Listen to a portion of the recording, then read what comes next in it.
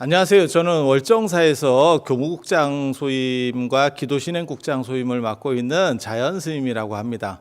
오늘 제가 말씀드릴 주제는 기도와 관련된 이야기예요. 지금 코로나 때문에 벌써 한 3년 넘게 사람들이 갇혀 있었고 생활 습관이나 이런 것들이 많이 바뀌었어요. 그리고 코로나 끝나고 나서 그것이 다시 원래대로 회복된다라는 생각을 하시는 분들은 별로 없을 거예요. 그래서 움직이는 생활의 어떤 환경으로 다시 바뀌었지만 그 전으로는 돌아가지 못할 거고 또 다른 방식의 생활 패턴들이 만들어질 거라고 생각을 합니다. 그리고 또 현대 사회에서 가장 중요한 문제, 그다음에 한국이 더 어떻게 보면 심각한 문제일 수도 있는데요. 연세 드신 분들이 이제 굉장히 많죠. 그리고 종교에도 이런 어르신들이 많고 그래서 기도라고 하는 게 예전처럼 꼭 다닌다라는 개념도 좋지만 그거 말고 안 다니고 집에서도 할 수 있는 기도라는 개념, 그리고 연세 드신 분들이 어떻게 자기를 확립하고 그 다음에 삶의 질을 개선할 수 있는가에 대한 문제, 이런 거에 대해서 한번 생각을 해볼까 싶어요. 물론 가피가 내리고 사실 기도에 있어서 가장 중요한 시기는 언제냐면 입시 때입니다.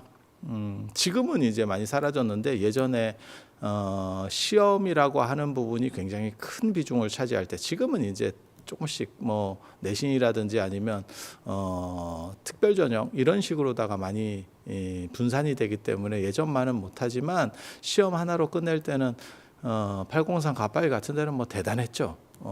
그리고 사실 절에서도 입시기도 끝나면 사시기도 때 오시는 분들이 확 준다, 아직도 그런 이야기들이 있습니다. 그래서 뭔가 간절하게 무언가를 바라고 원하는 게 있을 때 그게 이제 기도가 어떻게 보면 필요한 시기이죠. 하지만 그런 기도 말고 제가 말하려고 하는 거는 생활 습관을 바꾸고 내 자신을 올바로 하는 기도, 이거야말로 진정한 기도가 아닌가라는 생각을 해봅니다. 무엇을 이루고 바라는 그 간절함, 절절함, 사실은 거기에서 절이라는 용어, 그러니까 저 같은 경우는 그렇게 얘기하거든요. 절이 어디서 유래된 명칭인지 정확하게 잘 모릅니다. 그게 이제 처음에 아도화상, 그 다음에 순도화상이 왔었던 일성군 모랫집에서 절이라는 명칭이 시작이 됐다라고 하는 설도 있고요. 그래서 모래가 털레가 되고 털레가 전레가 되고 전레가 절집이 돼서 절이 됐다라고 하는 그런 설도 있고, 그 다음에 우리가 절이 기도하는 집이라는 명칭 말고, 사찰이라는 명칭 말고 우리가 예법도 절이라고 하죠. 그러니까 절하는 것, 그러니까 108배 할 때 그것도 절이죠. 그러니까는 한자로는 배고 우리식으로는 절이에요. 그러니까 절배 이렇게 쓰거든요. 예배당 하는 것도 사실은 예를 갖춰서 절하는 집, 이러니까 그거는 사실은 사찰이었었던 거고, 사찰로서의 절과 예를 표하는 방식으로서의 절, 그래서 절하는 집이어서 절일 거다라는 생각도 합니다. 그것도 이제 제가 그런 주장을 했었고요. 그래서 명칭이, 어떤 행위의 명칭이, 새로 들어온 문화의 행위 명칭이 그 대표성을 가지게 되는 부분들은 많이 찾아볼 수 있어요. 주변에서도 여러 가지가 있습니다. 그래서 절이라는 게 인도에서부터 출발해서 불교를 타고 동아시아로 전래된 예법이에요. 새로운 예법이에요. 그래서 절하는 집이라서 절이라고 했다라고 하는 것도 충분히 추정 가능한 설정이고요. 그리고 그러니까 새로운 예법을 하는 행동을 보고 쟤네들은 저게 뭐야? 저 하는 게 뭐야? 그러면 저거 절이야. 그러면 그 하는 집은 뭐야? 절집이야. 뭐 이렇게 가기도 상대적으로 쉬웠을 걸로 생각을 하고요. 또 어떤 생각을 해볼 수 있냐면, 간절하고 절절해서 뭔가 기원이 있어야, 중국에도 그런 말이 있거든요. 절실하면 사천왕상 발목을 붙잡는다라고 하는 이야기가 있어요. 그래서 그렇게 되는 거죠. 예전에 우리도 그런 절실함을 느꼈었죠. 그래서 지금 얘기는 아니고 조선시대 때 아들에 대한 절실함이, 그게 누가 퍼뜨렸는지는 참 모르겠지만, 모든 석불에, 손이 닿는 모든 석불의 코를 참 처참하게 만드는 그런 비방의 약이었었잖아요. 아들에 대한 절실함이 부처님 코도 안 그러면 석탑에 손이 닿는 그 기단부에 있는 부조들도 또 그 다음에 종까지 갈아먹게 하는 진짜 놀라운 일들을 이루어냈죠. 그게 절실함의 힘 아니겠습니까? 그리고 그러한 절실함이 있으면 지금 봤을 때는 그것이 올바르다라고 얘기하는 게 아니고 그 절실함만 얘기하는 거예요. 그게 어떻게 보면 간절한 그런 에너지가 기도의 원동력 중 하나다라는 생각은 합니다. 그래서 절실하고 간절하고 이래서 절이라고 하는 생각도 해볼 수가 있고요. 그런데 이렇게 간절한 경우에는 지성이면 감청이다라고 말하는 것처럼 가피가 내리죠. 불교식으로 말하면 가피가 내리는데 이게 문제는 계산이 잘 안 떨어집니다. 그래서 열심히 하시는데도 생각보다 잘 안 되는 경우가 있고, 그 다음에 그렇게까지 나보다 열심히 안 하는 것 같은데도 되는 분들도 있고, 이걸 이제 부처님께서도 이런 현상들을 보시고 뭐라고 말씀을 하셨었냐면 꼭 기도가 아니고 삶의 방식에 있어서 선하게 산 사람도 안 풀리는 경우도 있고 악하게 산 사람도 잘 풀리는 경우가 있고, 이런 거를 보고 인과법을 말씀하실 때 선하게 산 사람도 아직 선의 과보가 열매 맺지 않았으면, 아직 익지 않았으면 악의 과보가 남아있기 때문에 잘못될 수도 있고, 그 다음에 악하게 산 사람도 그것이 아직 익지 않았으면 아직 선한 것들이 남아있기 때문에 실제로는 나쁜 일을 안 당할 수도 있다. 하지만 그것이 좀 더 큰 사이클로 보면, 그러니까 윤회 전생이라고 하는 좀 더 큰 사이클로 보면 그것은 마치 시계추가 오른쪽으로 갔다가 왼쪽으로 떨어지고 왼쪽으로 갔다가 오른쪽으로 움직이듯이 진자 운동을 하듯이 결국은 채워지게 돼 있다. 그 과보가 역연하다. 과보가 분명하게 드러난다. 라는 말씀을 하세요. 그래서 현실에서는 조금 다른 부분들이 있고, 그것을 부처님 같이 깨달으신 분들이야 뭐 숙명승도 있고 하니까 그 과정들을 이해할 수 있겠지만, 저희 같은 사람들은 누가 되고 누가 안 되고 왜 되고 말고 하는지를 정확하게 예측할 수가 없으니까 그걸 목적으로 기도를 해서 달려간다는 게 생각보다 쉽지는 않다는 거예요. 저도 예전에 그런 거 있었어요. 경주에 제가 답사를 가는데 한 번은 벚꽃 답사라는 걸 생각을 했었거든요. 그래서 벚꽃이 피면 답사를 가겠다라고 생각을 하고 작업을 했는데 결국은 벚꽃은 못 맞췄습니다. 왜냐하면 벚꽃이 워낙 빠르기 때문에 벚꽃 피는 것 같아요라고 방송에서 나오는 걸 보고 사람을 모집하면 그게 거기를 딱 못 맞춰요. 정확하게 맞추기가 상당히 어렵더라고요. 그래서 한 번은 벚꽃이 이미 다 지는 상황이 됐고, 제가 월정사에 있는데요. 오대산 월정사에 있는데 제가 사람들이 저한테 물어보는 사람들 중에 월정사가 어느 계절이 좋아요? 라고 말하면 저는 겨울 얘기를 하거든요. 의외로 가을이나 봄보다 겨울이 좋아요. 겨울에 언제가 좋냐면 한방눈이 올 때. 그래서 그게 얼마나 좋았으면 예전에 그 도깨비 촬영 때 공유 선생께서도 월정사로 와서 그 촬영을 한 거거든요. 그래서 그게 굉장히 좋은 설경을 이루는데, 문제는 그거를 사는 사람만 볼 수 있지 오는 사람은 보기가 굉장히 어렵습니다. 왜냐하면 눈 온다라고 생각을 하고 열심히 달려와도 상태가 많이 바뀌어요.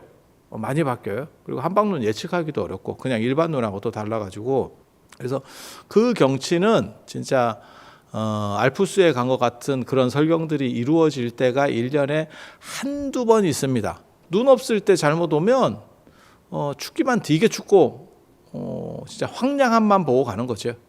그리고 눈 오고 난 뒤에 와도 질척거리고 지저분하기만 하고, 그래서 이거 맞추기가 너무 어려운 거예요. 그래서 저는 기도를 보는 게 관점이 좀 다릅니다. 그러니까 기도라고 하는 거는 마치 우리가 정산을 목적으로 등산을 하는 거고, 그 등산 과정에서 아름다운 경치들도 볼 수 있는 거지, 경치가 목적이 돼서는 사실은 너무 힘들다라는 생각을 해요. 그래서 가피라고 하는 것은 기도를 하는 과정 중에서 얻어가는 거지, 그러니까는 좋은 결과가 생기는 거지 그 자체가 목적이 되기에는 너무 어떻게 보면 확률이, 그냥 쉽게 얘기하면 확률이 신뢰할 정도의 높은 확률이 안 나온다는 거죠. 그러니까 어떤 분들은 그런 얘기를 해요. 기도나 이런 종교적인 게 과학이냐? 과학이면 이건 난리 납니다. 이 정도 확률을 가지고 과학이 되면 안 돼요. 거기를 이제 그렇게 변증을 할 수도 있죠. 예를 들면 너가 열심히 안 해서. 근데 그 열심이라고 하는 게 한도 끝도 없는 거예요. 그게 예전에 굿할 때 보면 그런 거 있거든요. 정성이 부족하다. 야, 정성이 어디까지냐? 이거 뭐 어떻게 할 수가 없어. 어디까지 해야 정성인데? 조선 후기에도 그런 얘기들이 논점들이 있었습니다. 유교에서 상대를 공격할 때 뭐라고 얘기하냐면 수신제가도 못하면서 나와서 정치를 한다 하느냐. 몸을 닦고 수신, 제가 집안을 가지런히 하고 물론 최근 들어서 한국 정치적인 현실도 대부분 정치 얘기를 하는 건 아니고 대단한 분 중에서 이 제가가 안 돼서 집안 식구들이 당신은 큰 문제가 없는데 집안 식구들의 문제 때문에 문제가 생기는 경우도 많죠. 그러니까 그게 틀린 말은 아니야. 하지만 그 제가를 어디까지 해야 되는데 나는 내 기능에 충실하면 됐지 내가 내 가족까지 전부 다 일일이 그거를 컨트롤. 엄마가 뱃속에서 애를 태어나게 하는 순간부터 이거는 독립된 생명이에요. 이 얘기는 뭐냐면 말 안 들어. 뱃속에 있을 때도 아마 말 잘 안 들을걸. 그래서 언제 나와라 이렇게 하면 안 나오고 앞에도 나오는 놈 있고 뒤에도 나오는 놈 있고 이런 게 현실인데 그거를 어떻게 다 통제를 하겠어요. 그래서 조선시대 때 보면 수신제가도 못하면서 무슨 정치를 한다고 나서느냐 이렇게 얘기하는데 그런 비판하고 똑같아요. 정성이 부족하다. 그 다음에 기도가 간절하지 못해서 그렇다. 야, 이거 만능치트키입니다. 종교에서 쓸 수 있는 만능치트키입니다. 제가 병원에서 그런 얘기를 하거든요. 의사들이 쓰는 만능치트키 스트레스 때문입니다. 스트레스를 받지 말도록 해보세요. 존재하는 이상 스트레스 받지 말라고 말하는 그것도 스트레스일걸? 제가 얘기하잖아요. 아무리 좋은 집사를 둔 개도 스트레스 받을걸? 집주인이 다 해줘. 주인이 다 해줘. 진짜 먹을 것까지 다 개 음식은 따로 해주고 뭐 이렇게 유튜브나 이런 거 보면 개를 위해서 이렇게 헌신 봉사하시는 분들도 많이 있거든요. 그런데 그래도 스트레스 받을 걸? 왜? 내가 주문한 음식이 아니잖아. 주인이 주고 싶은 음식을 준 거잖아. 개가 오늘은 사료 2큰술에다가 우유 좀 넣고 그 다음에 고양이 간식 조금 뿌려주세요. 이렇게 뭐 말할 수 있으면 자기 입맛에 맞는 걸 딱 할 건데 주인 입장에서는 최고로 잘해준다고 생각하고 하는 거죠. 하지만 그거는 개 입장이 아니니까 개도 스트레스 받을 거예요. 그래서 이런 식으로 하는 거는 사실은 약간 제가 보기에는 반칙입니다. 그래서 이게 목적이 돼서 기도를 성취한다라고 하는 건 너무 힘든 일이고 그것은 중간중간에 마치 우리가 비행기 타면 비행기를 뭐 몇십 번 이상 타면 마일리지로다가 항공권 하나 나오듯이 그렇게 나온다라고 생각을 하면 되는 거예요. 중국집 시키면 쿠폰 받듯이 그렇게 해서 쭉 적립하면서 근데 그 쿠폰을 목적으로 짜장면을 먹을 수는 없거든 사람이. 그거는 전도된 거죠. 인간관계를 나는 쿠폰을 모아서 그렇게 설정하는 분들도 있긴 있더라. 그렇지만 그것이 바람직하다고 보지 않기 때문에 뉴스에 나왔겠죠. 그래서 저는 기도가 지금 여러분들이 생각하시는 것처럼 가피가 목적이 되어서는 절대 안 되고요. 생활 습관을 바꾸는. 그래서 저는 기도야말로 제가 월정사에서 금강경 봉찬 기도라고 하는 거를 해요. 그래서 제가 기도 신행국장도 겸하고 있는데 엄청나게 많은 사람들이 오고 있습니다. 이런 추세면 진짜 한 3년 있으면 장충체육관에 한 10,000명은 충분히 모으겠다라고 할 정도로 지금 엄청나게 모으는데 그렇게 되는 이유 중에 하나가 저는 기도에 대한 입장이 달라요. 가피가 목적이 아니고 생활 습관을 올바로 하고 삶의 질을 좋게 하는 쪽으로 바꾸겠다는 거예요. 뭐하고 똑같은 거냐면 뭐 운동 주기적으로 하시는 분들이 있잖아요. 매일같이 운동을 하시는 분들 그분들이 뭐 한 달, 2달간 계속 하게 되면 나중에 안 했을 때는 찌뿌둥해져요. 그러면 운동의 목적은 무엇이냐? 건강하고 그 다음에 좋은 습관을 들여서 지금 오래 사는 세상이니까 운동이라는 게 너무 필수적이잖아요. 일찍 죽으면 안 고쳐도 됩니다. 근데 안 죽으니까 죽는 게 고통스러운 게 아니고 고통스러운데 안 죽을 때 고통스러운 거죠. 그 운동이 습관이 들면 체질도 좋아지고 그 다음에 건강해지고 오래 건강하게 잘 사실 수 있는 구조가 되는 거고, 그 부분에서 정신도 필요하다라고 저는 생각을 하는 거예요. 그러니까 육체가 무너져도 사람이 온전하게 생존할 수가 없고, 그런데 정신이 무너져도 치매죠. 치매 같은 거 걸리면 진짜 너무너무 슬픈 병이 치매거든요, 제가 보기에는. 그런데 치매에 걸리면 사람이 건강해져요. 왜? 주변 사람들은 피폐해지는데 자신은 인지하지 못하기 때문에.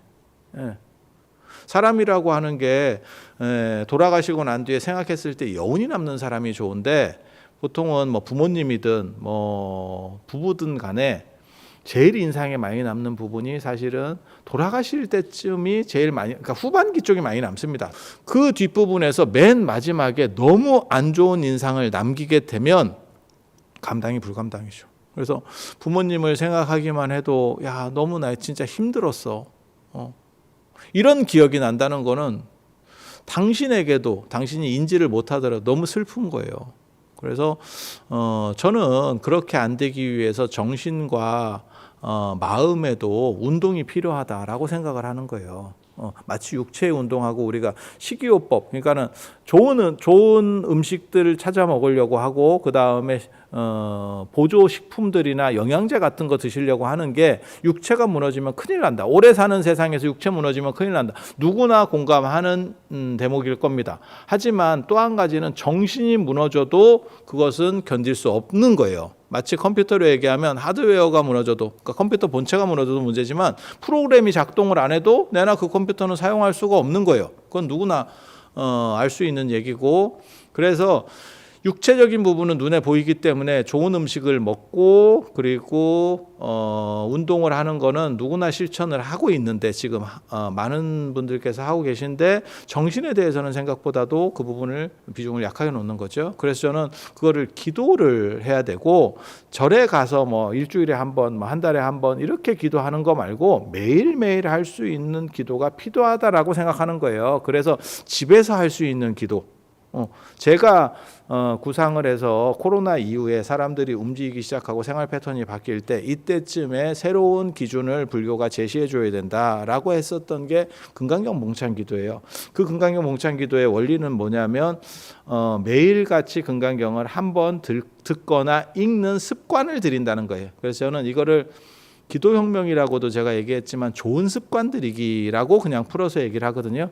그러니까 매일같이 좋은, 정신적으로 좋은 식품 하나 드신다고 생각하시면 돼요. 그렇게 해서 금강경을 읽으면 그 금강경 읽은 공덕도 되고, 그래서 집안도 잘 되고, 그 다음에 연세들이 드시다 보면 계속 사람이 흔들리는 게 더 많습니다. 마치 높은 건물이 바람에 흔들리듯이 연세가 많으면 70이 더 흔들리고, 60대보다는 70대가 더 흔들리고, 80대가 더 흔들리고, 70에서 80대 중반까지가 잔소리가 굉장히 많은 게 흔들리고 있다는 거에 대한 표현이에요. 나의 존재감을 드러내야 되고 무언가를 하려고 하는 그나마 의지고, 80대 중반 이후가 되면 말수도 상대적으로 좀 줄어드는 것 같아요. 그래서 90 넘어가시면 상당히 고집만 있지 조용해지십니다. 에너지가 안 되는 거죠. 그러니까 더 슬픈 거예요, 어떻게 보면. 그래서 건강한 정신을 유지하기 위해서 어떻게 할 거냐? 매일 반복되는 훈련. 마치 운동도 마찬가지예요. 매일 반복되는 훈련이지 뭐 특별하게 오늘은 야구하고 오늘은 뭐 골프를 하고 오늘은 수영을 하고 오늘은 승마, 이렇게 하시는 분 없습니다. 그러니까 헬스를 가면 헬스 거의 똑같은 거를 하고 그 다음에 좀 어느 정도 안정이 되면 한 단계씩 올려가는 거죠. 그런 방식들을 집안에서도 할 수 있도록 하고, 그리고 집안에서만 그게 계속 반복이 가능하느냐? 사람이 왜 독서실을 가는데를 한번 생각해 보시면 돼요. 저희 어렸을 때도 독서실 간다 그러면 그런 분들이 있었거든요. 아, 집에 방이 있는데 뭔 독서실을 가? 집에서 하면 되지. 집이나 독서실이나 뭐가 틀리냐? 그거 공부 안 해본 사람들이 하는 전형적 얘기입니다. 틀립니다. 그래서 한 달에 한두 번 정도는 사찰에 가서 잡아야 될 필요성이 있다고 생각해요. 그걸 잡아주고, 그 다음에 대중의 힘이라는 게 있거든요. 혼자서는 방종하기 쉬워요.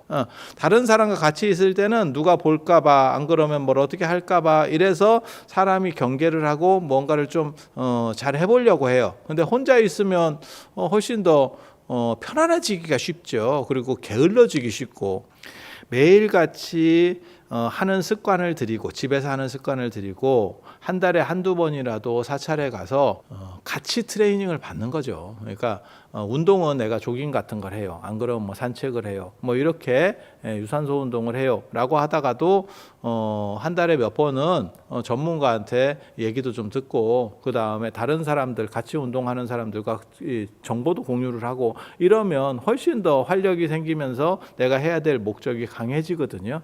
그렇게 만드는 구조가 사실은 좋은 습관 들이기, 다른 말로 제가 표현할 때는 기도혁명이라고 얘기를 하거든요.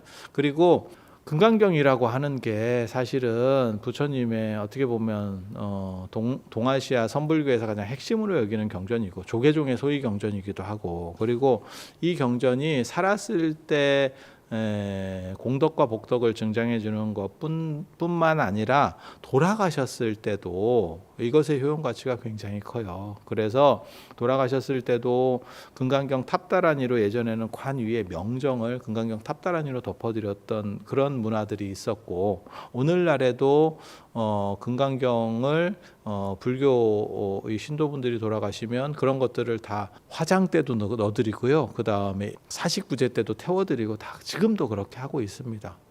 그리고 얼마 전에 윤달 들었었을 때 예수제 같은 거 할 때도 사후에 좋은 곳에 내가 어떻게 하기 위해서는 좋은 곳으로 가고, 그 다음에 죄업이나 이런 걸 씻기 위해서는 금강경을 몇 권을 이렇게 소지를 해라 라고 하는 부분들이 있어요. 그래서 그렇게 생각을 해보면 삶도 편안하고 사후에서도 안락할 수 있는 경전이야말로 금강경이에요. 그래서 금강경에 의지해서 갈 수 있으면 나는 지금 정신에 근육을 만들어서 좋고, 그리고 사후에는 좋은 곳에 날 수 있어서 좋고, 이 동시에 이 두 가지가 다 될 수 있는 기도 구조가 금강경에 있다라고 생각을 하는 거예요.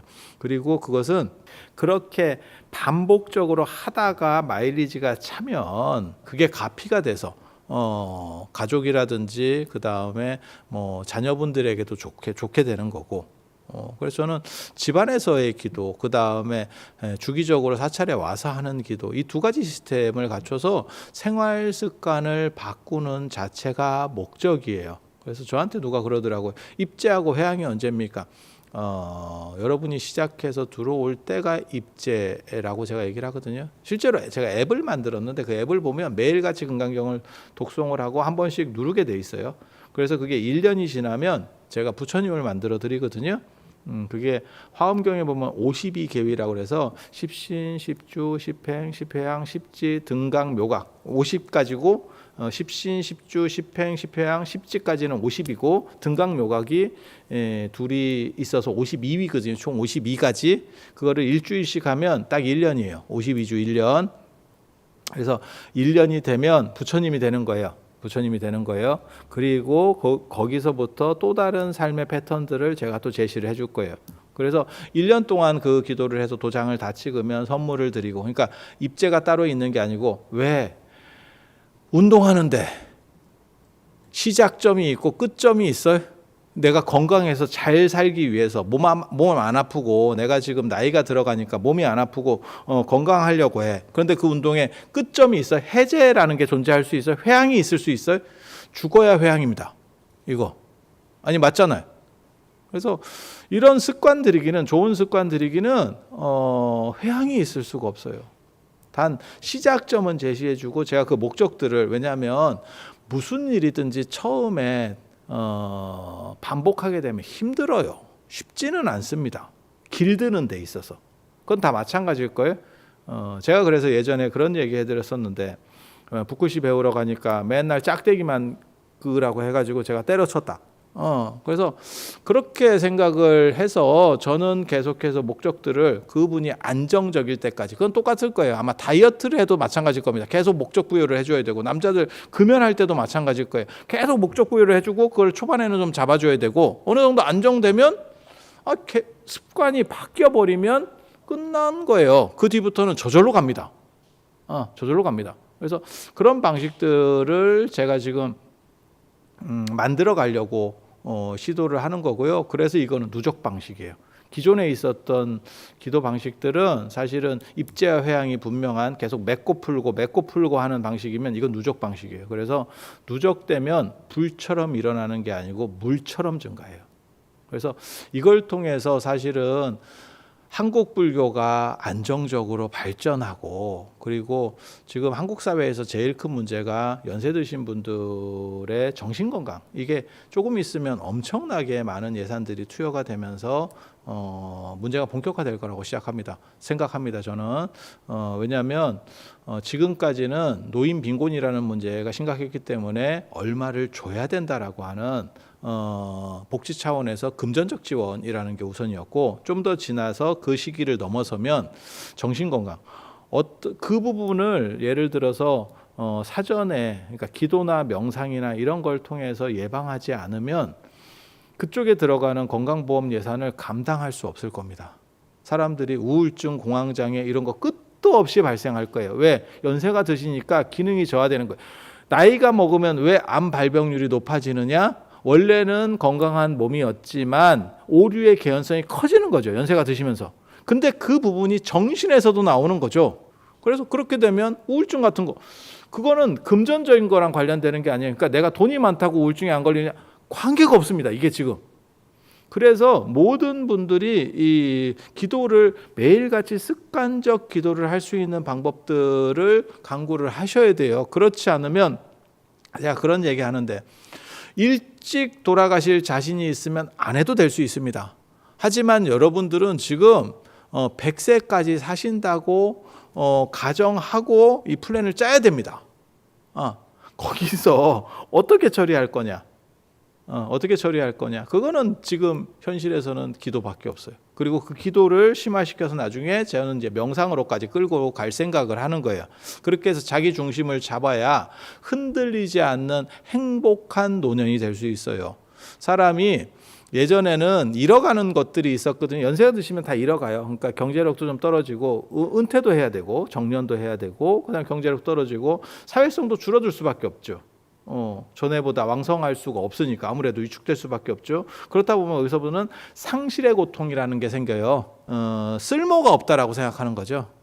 내가 점점 소용이 되는 데가 적어지는 거야 라고 하는데, 이런 것들은 사실 심리적인 부분이거든요. 그래서 내 중심이 확고하게 쓸 수만 있으면, 그러면 큰 문제는 없다고 생각을 합니다. 그걸 세워줄 수 있는 게 기도예요. 그리고 단순히 기도를 하는 게 아니고 부처님께 다가가고 금강경을 읽으면서 공덕과 복덕을 쌓으면, 저는 기도의 가장 중요한 원리 중에 하나를 뭘로 얘기를 하냐면 부처님을 닮아가기라고 하는 거예요. 좋은 쪽으로 닮아가다 보면 스스로 좋게 변화하는 거지, 내가 어떻게 꼭, 그러니까 그런 거 있잖아요. 호랑이를 그리려는 사람은 고양이라도 그린다 라고 하는 거지, 전혀 다른 생각들을 하면서 가끔 한 번씩 나는 선하게 살 거야, 이렇게 되는 건 아니에요. 그래서 주변 환경이 어떠냐, 그 다음에 내가 좋은 사람들을 어떻게 만날 수 있느냐, 사실 그게 쉽지 않다면 그러면 부처님 주변에서 부처님을 닮아가려고 하는 노력, 그리고 집에 있는 것보다 사찰에 와서 여러 다양한 사람들을 만나면 경로당에 가기도 애매한 나이고, 논어의 제1의 하기편에 그거 있잖아요. 유명한 구절이에요. 하기 시습지면 불역 여로하라. 유붕자원 방내 아니 불역 낙화라. 유붕자원 방내가 뭐냐면, 여기서 붕이라고 하는 것은 벗우가 있고 벗붕자가 있어요. 벗우는 그냥 어중이 떠중이 만난 친구를 벗우라고 합니다. 그러니까 별 관계 없이 일하다가도 뭐 친구가 될 수 있고, 이런 사람들 그냥 그건 벗우예요. 벗붕은 함께 수학한 사람, 같은 선생님 밑에서 배운 사람을 붕이라 그래요. 그러니까 꼭 선생님한테 안 배웠다고 해도 나랑 같은 생각의 지향점을 가진 사람, 그런 사람들과 얘기하면 기쁘다는 거예요. 공통 관심사를 가진 사람들하고 얘기를 하니까. 그래서 사찰에 와서 그렇게 풀어질 수 있으면, 주기적으로 풀어지고 대화할 수 있으면 집에 있는 것보다는 제가 훨씬 낫다라고 생각을 합니다. 그게 종교가 지금 해야 될 역할과 기능 중에 하나라고 생각을 하고, 또 뭐가 있냐면 그러면 부처님께 다가간다고 모든 문제가 해결됩니까? 빛으로 다가가면 어두움은 스스로 물러날 수밖에 없는 거고, 그리고 내가 올바라지면 가피는 부처님이 내려주는 게 아니고 내가 부처님에게 받아내는 거예요. 그러니까 내가 노력을 해서 월급 생각하시면 돼요. 내가 일한 대가를 받는 거지 그거를 보너스를 받는 식으로 이렇게 생각을 하시면 안 돼요. 그래서 조금씩 행하다 보면 그 행위 내 습이 되고 그게 좋은 습관이 되고 그것을 통해서 내가 행복하고 흔들리지 않는 삶이 되면서 복된 현상들이 일어나게 됩니다. 그래서 기도와 가피는 기도를 통해서 가피가 이루어지는 거지 가피가 목적이 돼서 기도를 하는 게 아니에요. 그리고 지금 현재 우리나라에 필요한 것은 좋은 습관을 들여서 불교도 그것이 좋지만 여러분 스스로도 행복하고 그 다음에 사회적으로도 안정되고, 종교의 임무 중에 하나는 사회를 계몽하고 좋은 쪽으로 이끌어갈 수 있느냐의 문제를 가졌느냐. 그리고 그 부분의 핵심에 코로나 이후 바뀐 생활 습관 속에서 우리가 어떻게 해야 되느냐, 새로운 좌표를 정할 때 불교의 기도가 존재한다라고 생각을 합니다. 그래서 오늘 기도에 대한 말씀 이상 드리고 다음에 또 다른 주제로 여러분들을 뵐 수 있으면 뵙도록 하고, 못 뵈면 기도를 열심히 하는 걸로 그렇게 하겠습니다. 자, 들어주셔서 감사합니다.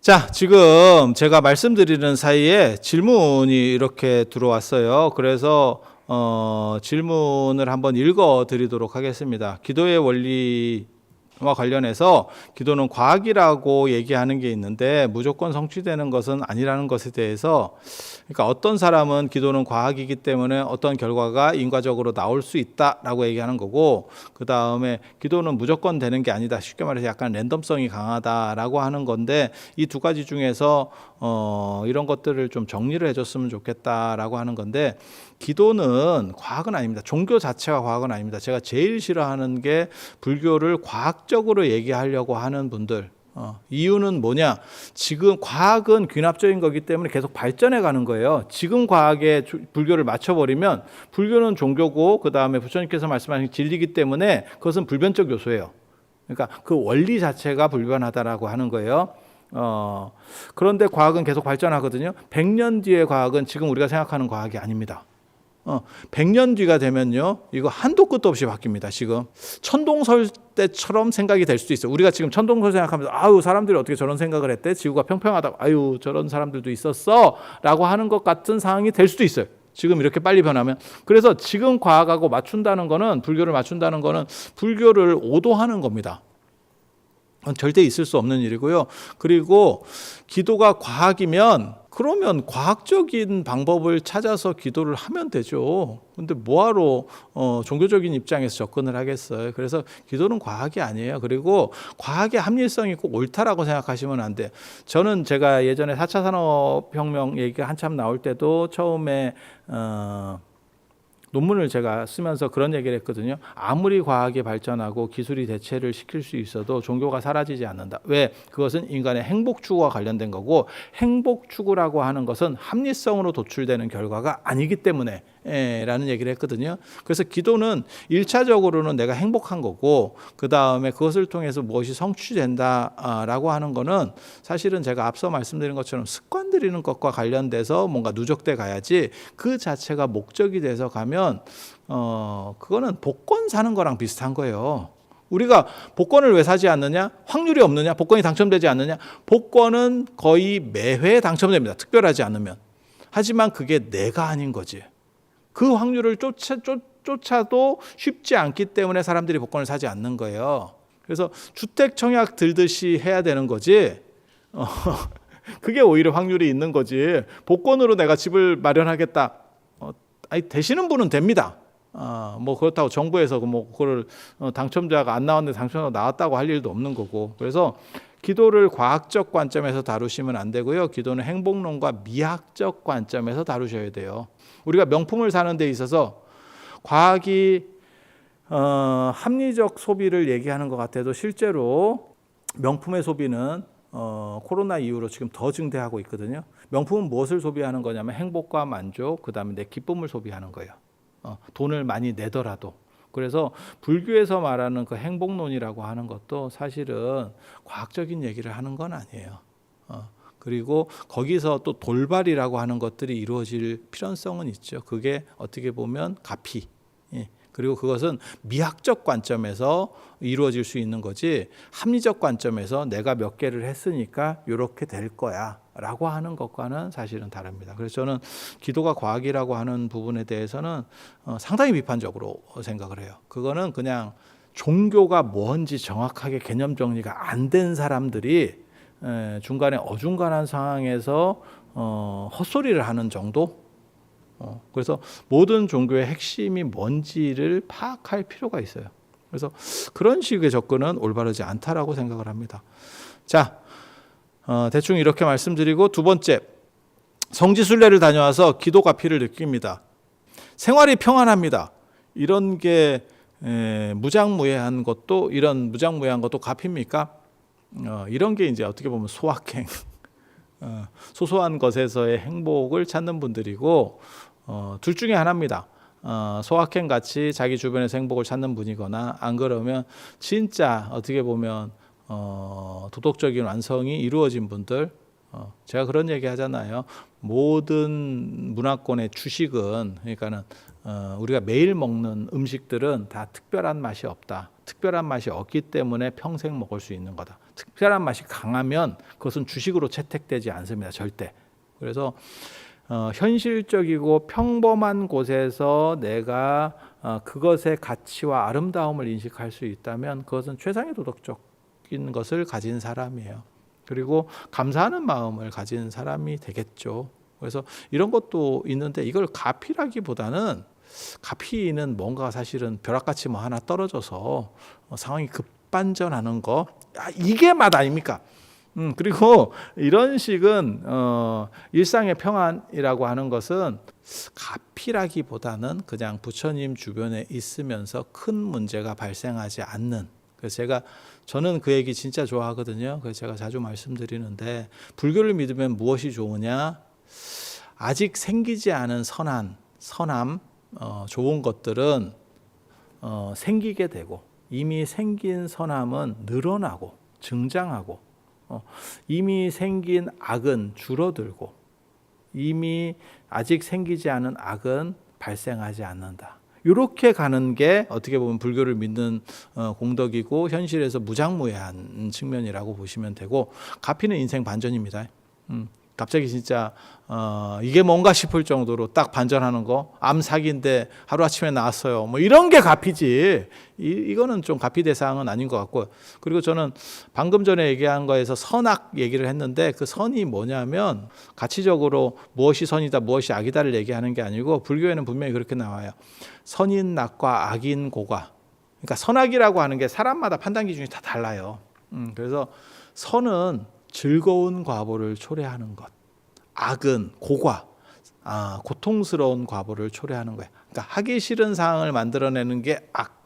그 다음에 내가 하기 좋아하는 것들을 만들어내는 게 선이에요. 그래서 부처님께 다가가고 그 다음에 이런 성지순례도 하시고 이러면 그 자체로 나쁜 일들은 사라지고 좋은 일들이 증장하고 더 주변에서 많이 생기면서 안 좋은 일을 만나지 않는 그것은 온전하고 따뜻한 삶이지 가피는 아닌 걸로 그런 정도 말씀 올리도록 하겠습니다.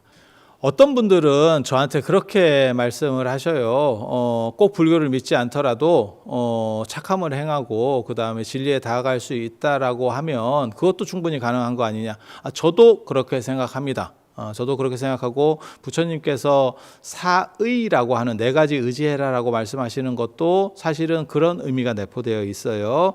하지만 어떤 문제가 존재하냐면 세상에는 진리는 형상이 없어요 라고 하는 것도 가능하지만 부처님 같이 이렇게 형상으로 만들어 놓으면 집중하기가 훨씬 좋고 그 다음에 길이 분명해집니다.